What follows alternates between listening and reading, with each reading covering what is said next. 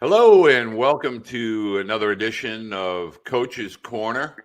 Every Thursday, we track down a college coach from around the country, all levels, all divisions. We try to get as much information over to parents, more importantly, student athletes, so that you have a better understanding of the lay of the land at each of these universities and colleges from across the country. Today, we welcome back Coach Serrano from Alaska, from the frozen tundra, literally and figuratively. Coach, welcome back. Thanks. Good to be back, Walter. And today we are going to talk something that's really in my backyard, which was Auburn, Massachusetts, or Worcester, Massachusetts, the land we call of Holy Cross. And Holy Cross is a member of the esteemed Patriot League. Patriot League is a hidden gem. You know, we talk about the Ivy Leagues, and then we talk about here in New England, the Little Ivies, which is technically the NESCAT of Division III. But really, when it comes right down to it, the sister schools or the other academic conference in the country at the Division I level is the Patriot League. When we talk Patriot League, we talk the military academies, West Point, Navy, but we talk one of the top tier teams in the Patriot League over the last few years is Bucknell University. We're going to talk today to the head coach, Scott Heather. Scott, thank you for joining us. Oh, thanks for having me. Looking forward to it. Now, Scott, I've been a fan of yours for a long time, and I've kind of watched you build that program. You've been there in the capacity as a head coach since 2012. What can you share with us a little bit about what makes Bucknell special, and as far as with the baseball is concerned, the Patriot League as a whole? Yeah, I think Bucknell's a unique school. I mean, we're a liberal arts institution and certainly attract a lot of good candidates that way, but we have professional programs in business management, engineering, really strong in both. So we kind of have a wide range of things that student athletes can be interested in, right off the bat. And certainly, playing in the Patriot League, a very academic oriented conference, top to bottom, it's pretty competitive each year. And just fortunate to have this opportunity myself and compete in a top league and just enjoy working with these type of kids, guys that are duly committed to both academics and athletics. I'm not able to tutor any of my guys. I didn't graduate from Bucknell or anything like that, but certainly help them in the baseball world. And when it's time for baseball, I want kids that are looking forward to that, ready to do that, and get the most out of their baseball ability as well. Scott, it's a pleasure to be on with you. You and I have bumped shoulders at different events recently. I had a question in regards to recruiting. With it being such an academic institution, obviously recruiting has evolved so much over the last few years. Sure. Last 10 years. When you bring a student athlete to campus, how long is the process until the commitment? How long is that whole process? Is it they come visit, you make an offer, they decide to come, or is it a longer process due to the academic standards that you have at your university? Yeah, it certainly is a longer process for us. So we have to get pre-approval, for admissions. We won't make an offer until we know the admissions answer, because it's, really there's not many situations where it's for sure. It's a tough school to get into, so we start there and if there's a player we're interested in, we go through that pre-approval process. It's really just a look at, their GPA and test scores if they have them, and look deep into that first if we can get them admitted. And then the bigger part is getting them into their major here. Business management and engineering are tough to get into, even more competitive. So we have to look at that. And, before we can get too far along, we got to know if they're admissible and make sure they're able to do that. And so it does take longer. We're pretty patient with it too. We get 8 slots a year, so we have to be right. We're not a school that can bring in 16 guys or anything like that. We're going to bring in 8 are going to go out. So a good opportunity to come into. Everybody graduates in 4 years, 100% graduation rate for a long, long time, with that. And that's really what we're about. But certainly the process takes a little bit to get through. We're working through that as much as we can. We're able to get the answer early, which is good. If there's a 24 recruit out there that we like right now, we can know if they're, admissible and able to offer that and go forward with that. So once we get that part done, it goes pretty quick. If they're interested in here, usually we can seal the deal pretty quick after we know they're admissible. One of the great parts of the Patriot League is you talk about West Point, you talk about Navy, Lafayette, Lehigh, Colgate, Holy Cross, etc. Talk about that.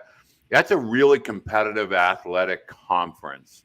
And one of the things that maybe some student athletes that maybe from down south or the Southwest aren't familiar with, the caliber of baseball. And I've watched Bucknell Holy Cross. I've watched Bucknell Army when Jimmy, I think you guys were in the conference championship last year or the year before.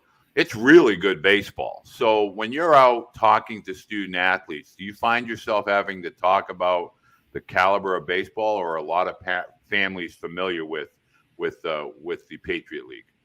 For sure. I think in the Northeast, they're certainly familiar with it, but we're a school that can recruit nationally, and we have to get our name out there a little bit. Being in a conference with the academies is certainly special, going to those places and playing and competing against those guys. I think Army has done an incredible job the last the last several years. They've won 5 in a row, and I think are over maybe 11 championships, maybe 12 now.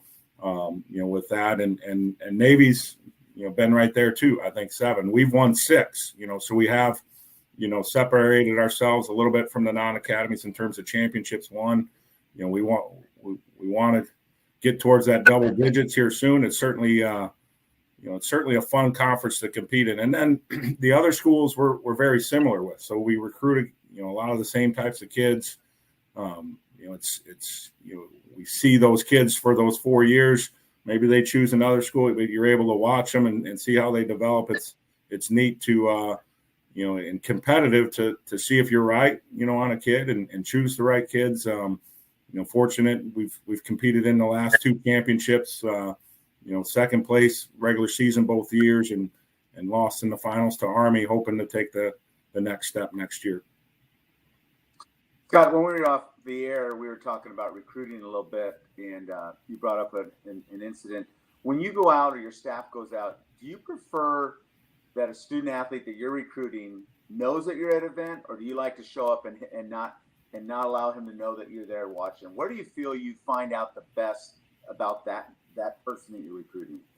It's a little bit of both. If you're trying to make a decision on a guy late, I think it's good to have them not know that you're there. We certainly do a little bit of that. And, it's always, I joke with my assistant, Jason Knights, who's been with me the whole time I've been the head coach, whether we're going to wear the shirt or not, and try to hide out a little bit and just watch. There was, a guy we saw this year, I was going in to make a decision. I don't know that he knew I was coming or was going to be there, and he didn't play very hard. And, we've moved on from, with that. There were too many red flags that popped up with that. And it's something that I think is part of it. Now there's times where, as a head coach, you want them to know, that maybe it's down to you and a few other schools. You want them to know that you're there, and you're making it known that you're there to see them, that type of deal. Just really depends on the situation, in my opinion. But I think you can learn a lot, when you're not there. I always tell young guys that, and our players, that are, hoping to get drafted, that you never know who's going to be there. You got to, and it only takes really one guy to like you, and you got to bring it every day. Every day matters, and if you're that type of guy, you're going to show that, and that's what I'm looking for. That's one thing I preach. I'm not a yeller or screamer. I don't motivate that way. I want guys that bring it every day. So I try to reward, that behavior with playing time, and give them opportunities. If they're that type of guy that brings it every day, they're going to rise in our program. And that's really what I'm looking for. Now, Scott, your background is pitching, and you first started your coaching as, within the pitching coaching kind of realm, and now as a head coach. But can you talk about, I guess, the evolution of the emphasis of velocity? Are we coming back out of that into the more of the pitchability scale than we are the velocity scale? And what type of pitchers are most successful, not only at Bucknell, but within the Patriot League, in your opinion? For sure. I think, we got caught with a staff that had great stuff, but didn't throw a lot of strikes. And this was, 5-6 years ago. And we've really gone away from that. And we've had more success developing velocity than, teaching a guy that doesn't throw strikes to throw strikes. And, so we've really gone to, that athletic delivery. It's, somebody that we think can throw strikes, is already throwing strikes, has good command, and, has a breaking ball. We look to, to add velocity. I think, pitching struggled this year, just overall. You look at the national numbers, there were a lot of runs scored, and definitely throwing harder. It doesn't mean you're going to get them out. It's certainly important. We certainly, want to increase velocity, but commanding the baseball, getting multiple pitches over the plate for strikes is still what works, and what we're looking for. And we put a big emphasis on that, and we've seen, that help. And, having a staff that will compete in the zone and, give you a chance there. I think in college baseball right now, more teams are winning, kind of by screwing up less, by giving fewer opportunities with walks and errors. And, and if you can do that, if you can build your team that way, you're going to be a little bit different right now. But kids are really, they're throwing harder. They have better stuff. They're very knowledgeable about how to make their stuff better. And, which is sometimes good. Sometimes, they think too much about that. But, really we've tried to be a little bit different with that and emphasize, strike throwers and guys that, have that velocity potential. We've just found we've had way more success in building that. And, Jason Knights, as I mentioned before, he works with my pitchers. When I became the head coach, I turned that over to him, and I just felt it important to have a guy fully focused on the pitching development. And, I'm there, to help in a lot of ways too, but it's certainly, beneficial to have a guy, locked in on their pitching development day in and day out. He does a great job for us. God, that's a fabulous response to Walter's question about pitching. And I hope that many student athletes that toe the rubber can listen to that, because that's exactly what I see out there is kids that are throwing harder, but they have no idea where the ball's going. And right. Kind of off that a little bit, because as the game has evolved and kids are better players now, and I mean physical tools better now. When you guys go out and recruit at Bucknell, what player attracts you guys that catches your eye, whether it's from the mound or the position players? What attracts you guys to a recruit out there?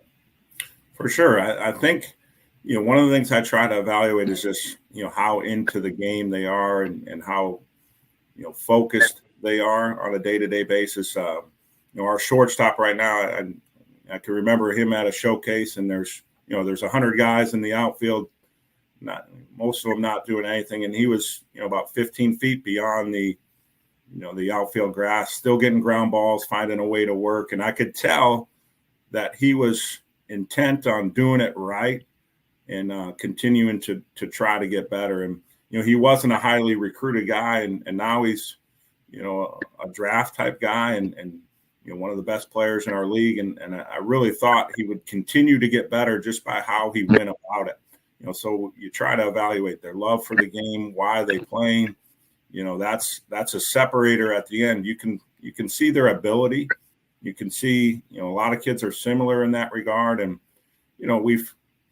we've been right on that, and we've been wrong on that, where, maybe they don't love the game and they get to college. And you better love the game in college, because you're going to be working at it a lot, and you got to be self-motivated to continue to get better. And those are the type of kids that I'm looking for. And I tell them all the time, I'm looking for guys that want to make that dual commitment to academics and athletics. I mean, we're a tough school to get into, and it's a great academic atmosphere, but I want to make sure they're reaching their potential in both. I mean, we opened up at Louisville last year, and they work at it. They're going to be ready to go, and we need to be ready for that too. So I want guys that want that challenge and want to continue to to try to reach their potential in both academics and athletics for sure. Scott, Dave and I were talking briefly prior to getting things started here today, and we're talking about physicality or basically strength, serviceable athletic strength.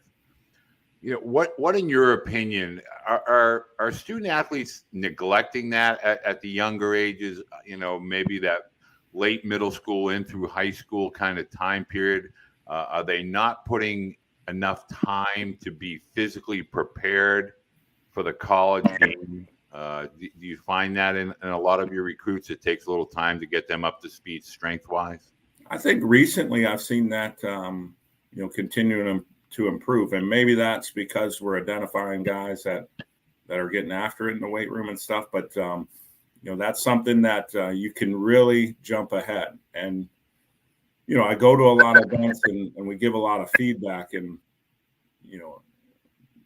guys that we're passing on, or, guys that we're following, a lot of times it is because they're not very strong, so a way to separate yourself, or a way to get yourself in the mix, is starting on a strength program pretty early in your high school career and starting to build that. I always encourage that. And if you start, freshman, sophomore year, and you're consistent with it, by the time you get to college, you're going to be in a pretty good position with that. And then you're going to catapult that, and it's going to give you an opportunity.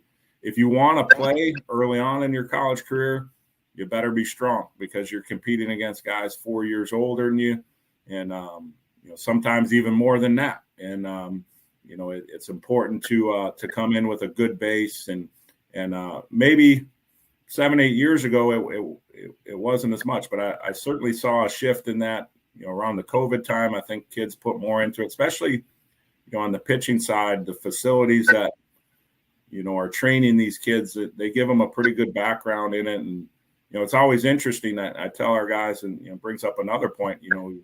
There's different philosophies in developing pitchers out there, and we try to make sure we're kind of accustomed to all of it. One guy may come in throwing a lot of plyo balls, and another guy may be uncomfortable with it, and we need to be familiar with both sides of that in our development, and bringing guys in that fit what we're looking for, but also we can help their development, help them take the next step, with that, whether they've really been involved in that or not, for sure. Hey, Scott, you seem like a guy that obviously stays in his lane and knows what you're good at and all that. And I feel, just in hearing you talk at Bucknell, you guys are about development. Yeah, you bring in players, you develop them. As a coach at a place like Bucknell, does it get frustrating to you and your staff when you look across the board to other people in the country, and they're kind of just bringing in portal guys, and there's not a lot of development? It's, let's bring in a self-made guy already, let's fit him in the lineup. I've been at programs like where you're at right now, where it has to be about development. Does it get frustrating for you to look across to see what's happening in college baseball right now?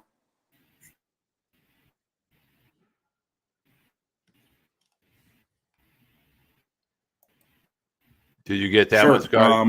It definitely does. It's something that we think about a lot, and we've the last 2 years we've only lost one guy to the portal, at this point, and but it is difficult. It is a conversation that a lot of guys are having, and if you're doing a good job developing players, there's going to be opportunities for them. What the portal has done is created opportunities for the really good players, with that. And maybe it was designed to help the kid that wasn't getting playing time. Well, they don't have as many options, with that. So it's changed a little bit, and it's something, we got to stay up with, with the times, and you got to be able to replace those guys if you do lose somebody. And, I didn't get in this job and battle all these years through not getting paid very much and deal with all that to, for this type of stuff to happen. It was, for me, it's more about the relationship. I love when alumni come back. I love being a part of their lives, or, the rest of their life. And, that's the one thing they're giving up, a little bit if they do leave. The connection to a program, we have group set of alumni that come back. You know, our golf tournament's huge, and they come back to watch us play, and you know, having that connection is something that I'm hoping, you know, pulls to our guys and keeps them here, you know, with that. And you know, we did lose a pretty, you know, talented, you know, freshman pitcher, but you know, great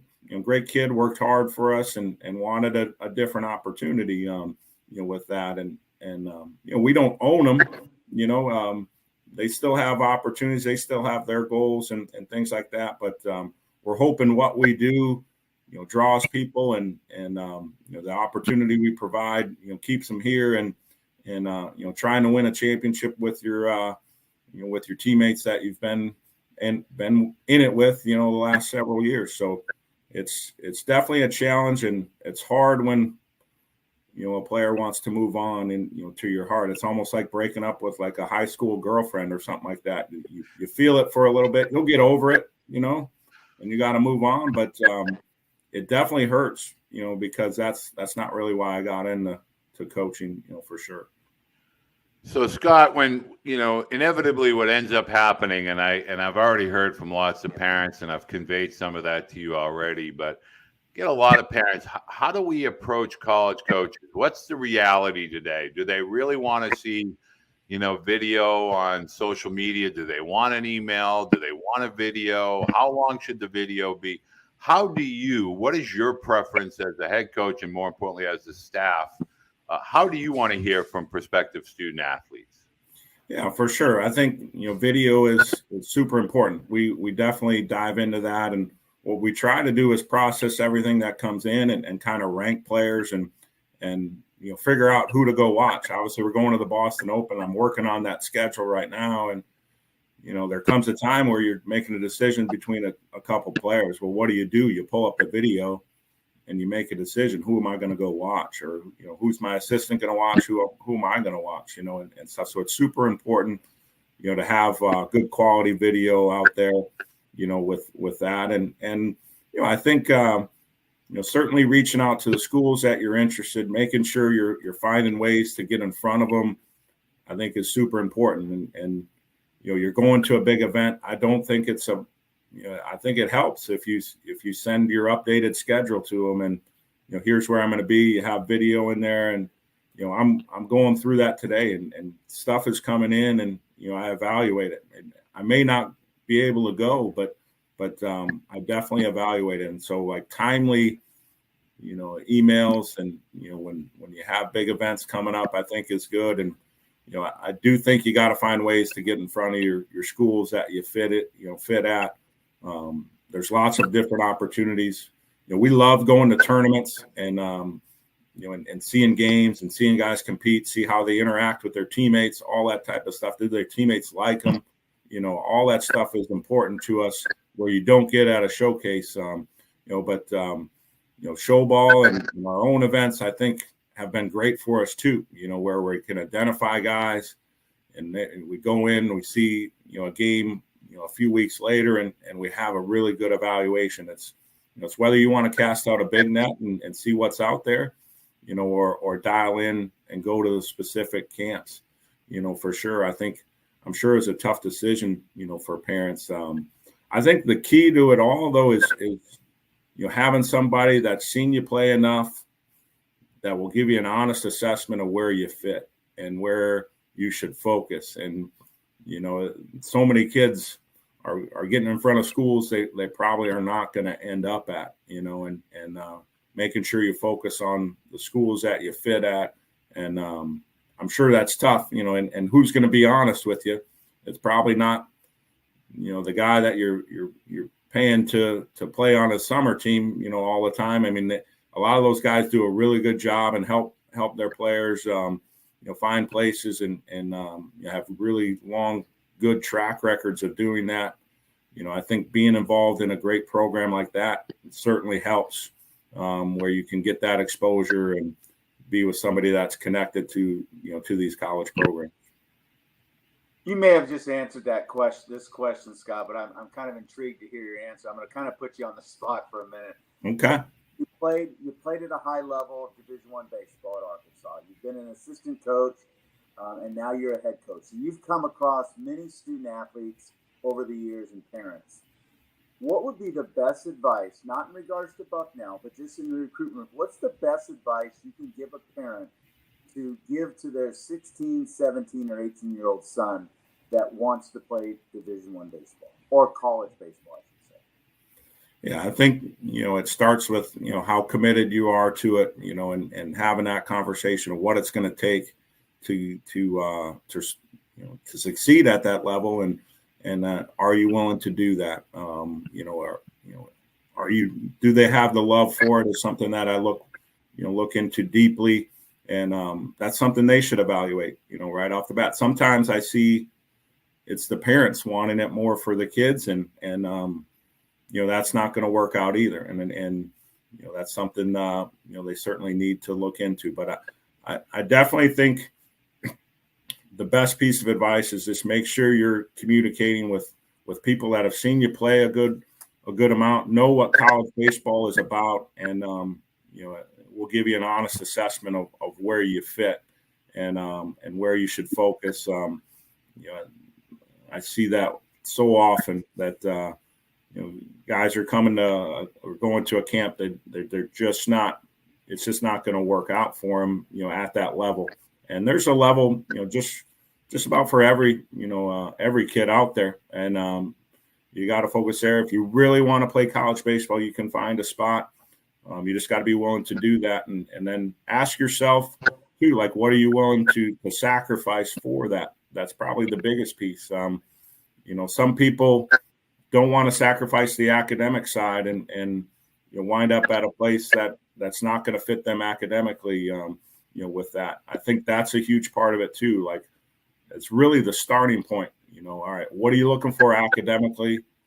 What are the schools that have that, and focus on those schools? I think is a big piece, that we run into, at least in our world. Now, when I came out, I wasn't thinking about that at all. I didn't. I went to a junior college. It was a baseball related decision, and I'm from St. Paul, Minnesota. Went all the way down to Yuma, Arizona to play baseball. And it was the right thing for me and gave me a lot of opportunities. Ended up at Arkansas and all that. But if I had a son and I was bringing up, I would certainly, knowing what it does for the rest of their life, the type of opportunities at a place like Bucknell or our league, the NESCAC, like what that does for you the rest of your life, is unbelievable. I see where our guys are at age 35, 40, and it's just a really good spot to be. And I would push my son that way. Even though I played in the SEC and love that, but I think this is an incredible opportunity, for the rest of your life, and really enjoy working at this level. Well, I have said for decades, I have said it to my sons, I say it to those families that we interact with, Dave and I, all about trading athletic ability for academic excellence. Because at the end of the day, at different ages, baseball is going to end. Academics and education can live with you for the rest of your life. So it's truly a collective decision that baseball is simply a part of. It should not be the say all, be all. Scott, I want to say thank you. I know this is an extremely busy time of the season for you and your staff.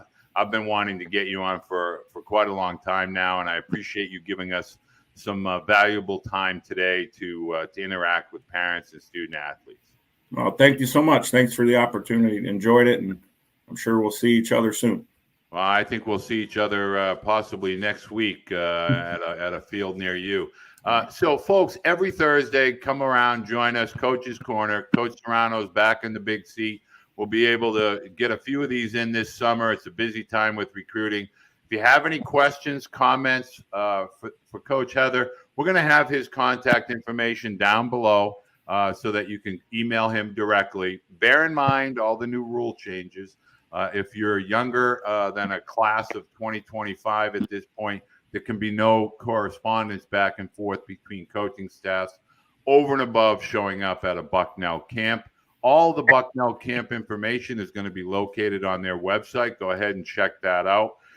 And any time that you have a question relating to college baseball, baseball as a whole, Coach Serrano and myself, we try to answer as many questions as we can. So go ahead and put those down in the comments section below.